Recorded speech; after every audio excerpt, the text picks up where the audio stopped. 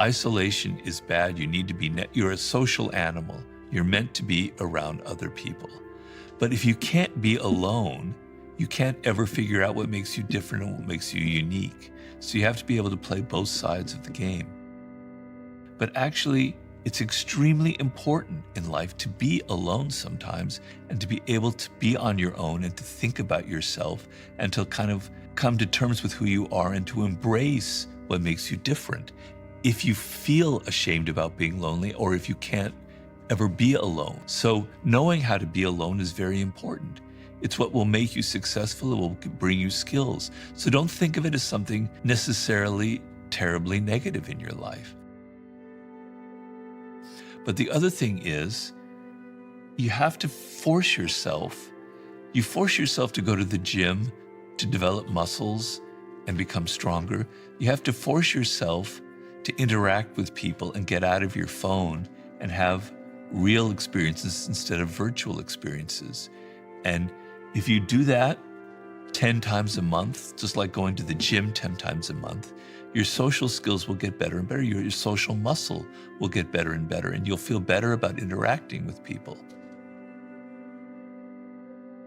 Well, it's the difference between you feel very unhappy that you're not connecting to other people. We're a social animal, right? Mm-hmm. And you feel like people don't like you, they don't respect you, that you can't interact with them on a level that's meaningful. Whereas the feeling of being alone for me, but sometimes I do feel that way, and that's the difference, and that's a good thing. I remember once I was on an airplane and I saw a young woman who was by herself, and I could sense that it was driving her crazy, and she had to use her phone to never feel alone, right? Even in the middle when we're flying over the ocean, she had to somehow connect onto the internet and be sending emails and texts and anything. And I got this kind of desperation in her, this intuition, this feeling that being alone was just horrifying for her, and I think that's not a good thing. I think it's a terrible thing. So yes, isolation is bad. You need to be, you're a social animal. You're meant to be around other people. But if you can't be alone, you can't ever figure out what makes you different and what makes you unique. So you have to be able to play both sides of the game. I had a girlfriend who was very understanding, who helped me a lot. So I wasn't completely alone. And then a little tiny voice inside of me was saying, you have interesting thoughts. You're a strange person, Robert. I've always been strange. I never was like other people, and even in high school, I was always something off about me, which could be made me lonely, which could make me be a problem. But I kept saying, there's something different and off about you, right? And you have skills as a writer. It's going to happen someday. Don't give up, don't give up, don't give up. Keep trying, right? And so finally, I'm 35, 36 years old. I was in Italy at the lowest point of my life.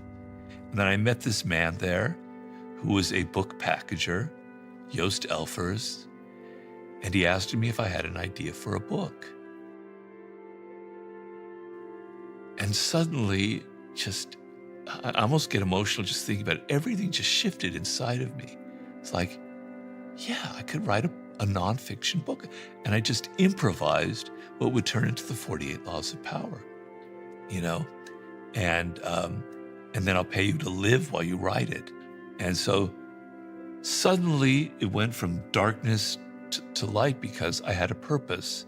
And all of my misery, I could take all of the bad bosses I had, all of the horrible psychotic bosses who were so stupid and so political and so manipulative. And I could go, wow, I've got all this material to write the 48 Laws of Power. All my worst experiences can go into this book. It all has purpose for it. I'm not saying that's going to happen to everybody. But I was literally at that moment before it happened, pretty much near rock bottom. And I asked my wife, what would have happened if this didn't turn out? Would I have committed suicide? Would if I'd gone the same path and gotten into done some hack job, I'd probably be incredibly overweight and alcoholic, and I might have already died of a heart attack. Or maybe I would have found my way to something else, but it was a really, really low point in my life. But opportunities come. You just have to be ready for them. So I had this opportunity that came to me. And you might say, well, that's lucky. That's never going to happen to me. But it will happen to you. You're just not ready for it. You're just not recognizing it. Some person will cross your path that can lift you out of what you're doing, who can connect you. But you're not paying attention. You're not ready for it. You don't think you deserve it. There are two kinds of attitudes that I talk about. One is an attitude that's closing, that's constrictive, that's narrow. And there's one that's expansive and open. You could call that pessimistic and optimistic. But the closed attitude is you're only seeing life through this narrow little spectrum where everything is bad. People don't like you. There's hostility all around you. And what that means is you're not seeing reality. You're creating reality. You're creating that reality. You're seeing it, and that's what happens to you. The expansive attitude is life is amazing. All these incredible things are possible. I have hope. Any moment there could be an opportunity. And that's not reality either. But you're going to create that reality by feeling that way and seizing an opportunity, the smallest crumb of an opportunity. You're going to create those good circumstances. So by your attitude, you create the bad things that happen to you in life. Self-awareness is actually the most important quality in life for all aspects. But yeah, if we go by social pressures, a man will choose a trophy wife who looks sexy and hot and will impress all of his male friends, etc., etc. You go by the things that culture tells you that these are the right images for you, right? And then there won't be any connection to you because you're choosing for purposes that don't connect to who you are. And so you have to know yourself. You have to know what you love. You have to know what you hate. I think most people know that they love animals or don't love animals. I think most people know that they like stability or they like things to be kind of slightly chaotic. I don't think you have to go through deep levels of introspection. But what you have to do is when you're involved in a relationship, you have to think that those things matter. That's the problem. You tend to think that those things matter. You think that sex matters more than anything. Physical attraction matters. Or you think that the person having a lot of money matters, etc., etc. You don't think that this other aspect is important. If you value what I'm talking about, then your self-awareness will kick in because you really basically know these essential basic parts about your own character. Also, there are a couple other things. You have to understand their character as well, and people can be very deceptive and very slippery and can wear masks. One telling sign that I've noticed in my own relationships in the past is that the woman would be a certain way with me that I thought was very good and I liked, and then the moment we were with other people, she acted in a way that was very irritating. It's like a different character, and I really kind of fell out of love with her when I saw her in social interactions. She revealed, so with me, she was almost wearing a mask and playing a game, but the moment she entered a different circumstance, I saw another aspect to her character. So you also have to be very attentive to their character, what lies underneath, that they have some of these values, that they're not just trying to win you over for whatever and they're playing along with you. The other thing that's very important is a sense of mystery. So a partner can become boring very, very quickly, right? After a year, you know every single thing about them, right? They're going to say the same things. These conversations go around in circles. It's just, you've reached an end. There's no surprises. There's no mystery. You want somebody where they have corners that you don't really see at first, that they surprise you sometimes. Suddenly there's a quality that you hadn't suspected before. So people who are too obvious, who are too familiar, who show everything instantly, they're going to end up boring you, right? But people who have a bit of reserve, I know this is maybe I'm projecting my own values on the world, but people who kind of intrigue you, that you don't fully understand, that make you want to know more, And if they can be like that after 2 years or 3 years or 5 years, wow, that's fantastic. But the sense of, I know every single thing about this person, they never surprise me anymore, is what kind of breaks the enchantment and leads to the end of the relationship. If you love classical music and they love like heavy metal music, you're going to be driven crazy pretty quickly. It's going to, it's not going to mesh with you. And I know I would have that problem. So the fact that you both have, because music is like animals in a way. So I agree completely with what you're saying, but I would say maybe music isn't the best example, because music says something very deep about a person, right? I'm not saying one is superior to the other, but it reveals something that's nonverbal, that kind of gives you a window into who they are. So if they like punk rock, like you do, and I grew up on punk rock, there's a rebellious thing. There's an anti-authoritarian quality that's very strong. You get to see that through them.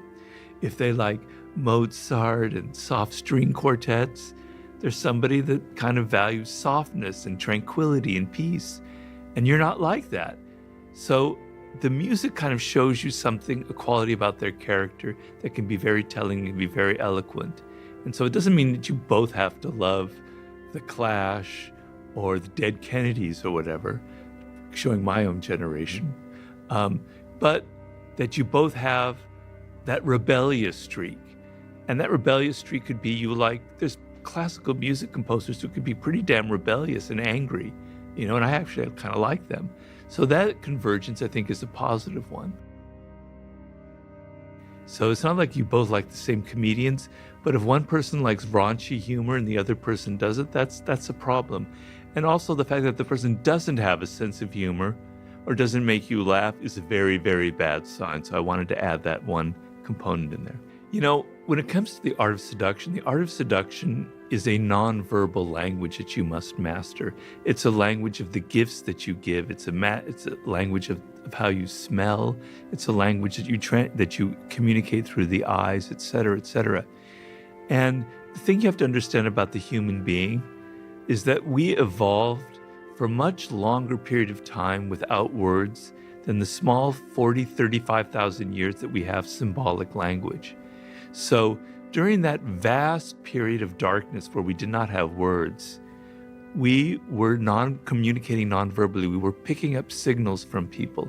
We were watching every little detail of their behavior because we didn't have words to decipher it. So it's wired into our brains to have an amazing sensitivity to people's nonverbal communications. We can almost be telepathic that way if we learn that language. The problem is we have the capacity, but we don't develop it at all because we are so word-oriented. You're just listening to people, if you're even listening to them at all. You're just hearing the words, and you're so thinking that the words mean something, that the words are sincere, which they're often not. At the same time that you're listening so much to words, people are shuffling in their chair. They're kind of looking away. They're looking at other women or other men. Their voice is kind of trembling when they say something where it shouldn't tremble. Their eyes are dead. The smile is kind of fake. You're not watching any of it. So the most important thing in nonverbal communication, law number one, is pay attention to it continually. Develop the practice of shutting off the words and watching people almost as if you took the television and muted it, right? And just watch their behavior. It's not easy and it's not natural because it's the words. We want to focus on them, right? But your ability to turn that television off, to mute it, will suddenly open up so many things about people. They reveal so much things. Sigmund Freud said people are continually oozing out all of their secrets through their nonverbal behavior. You can read them like an open book if you master this language. And I have in The Laws of Human Nature, I describe the story of Milton Erickson. I don't know if you're familiar with Milton Erickson, perhaps the greatest modern master of nonverbal communication. Milton Erickson had polio when he was 19. And he was paralyzed. His entire body was paralyzed. He couldn't even move his eyeballs, right? And he sat in bed and he had a very active mind. And he was going to just die from sheer boredom. And what he did during the 2 years of being paralyzed like that was just watching people's nonverbal communication